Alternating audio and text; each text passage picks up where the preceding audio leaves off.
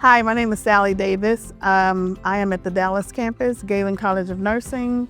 The reason why I chose Galen is, number one, there's no waiting list. You don't have to wait. I had a sick mother and I wanted to get straight into the program.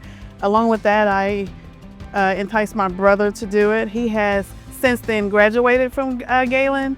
He passed his boards and is now working successfully. He is only 19 years old, so I'm very proud of him. Being here at Galen has been a great experience.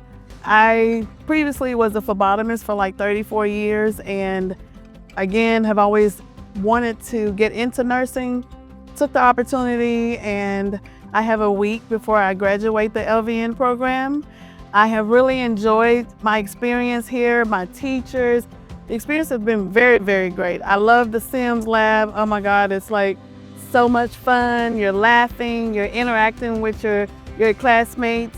It's a very great experience. And as well as we go out to the hospitals for our clinicals, which is a great experience because you're introduced to a lot of things that you have learned in the classroom, as well as nursing homes.